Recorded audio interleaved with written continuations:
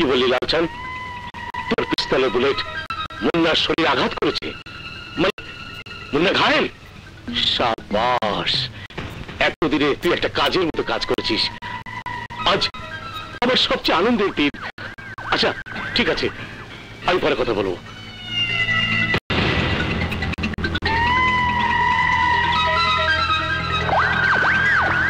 মুন্না, তোর খেলা শেষ, এবার সব খেলা আমি একা খেলব, একা।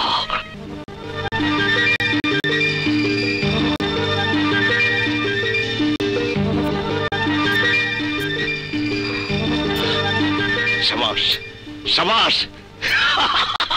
এই শনির দশা কাটতে গেছে, শোন রবিতে চোখ খুলছে, সোমে ইনশাল্লাহ হারিয়ে গেছে। সাবধান উঠা, সাবাস।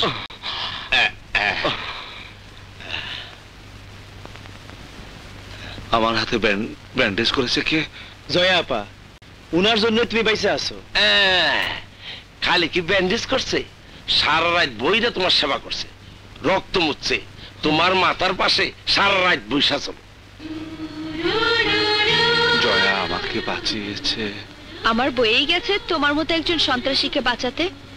আজ নয় বেঁচে গেলে আর একদিন হয়তো অন্যজনের গুলি খেয়ে মারা যাবে। নাও দুধ খাও। তোমাকে অনেক ধন্যবাদ। থাক, তোমার মতো একজন সন্ত্রাসীর ধন্যবাদ আমার দরকার নেই। লজ্জা করে না এরকম মারামারি করতে? জীবনের প্রতি কি তোমার কোনো মায়া নেই?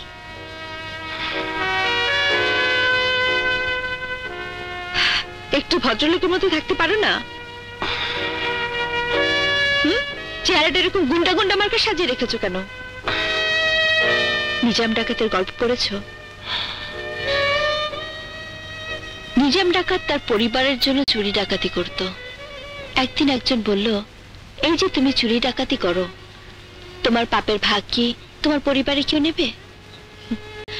নিজাম ডাকাত তখন জিজ্ঞেস করলো তার পরিবারকে, আমার পাপের ভাগ কি তোমরা নেবে? সবাই তাকে ডিনাই করলো, বলল না, তোমার পাপের ভাগ আমরা নিতে যাব কেন? আজ তুমি যাদের জন্য জীবনটাকে হাতের মুঠো নিয়ে রক্ত বইয়ে দিচ্ছ, তুমি মরে গেলে তারা একটু আফসোস করবে না। তোমার জায়গায় আরেকজনকে নেবে, কাকে সন্ত্রাসী বানাবে, তাকে দিয়ে কাজ করাবে। তুমি তো একটা মানুষ না, তুমি একটা ভাড়াটে গুন্ডা।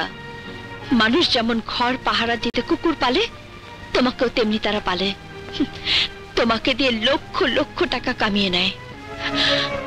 কুকুরকে যেমন হাড্ডি ছুঁড়ে দেয়, তেমনি তোমাকে কিছু টাকা ছুঁড়ে দেয়, আর তাতে তুমি খুশি।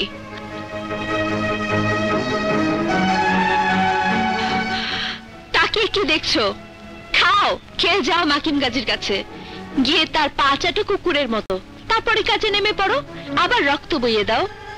এভাবে তোমার জীবন একদিন শেষ হয়ে যাবে।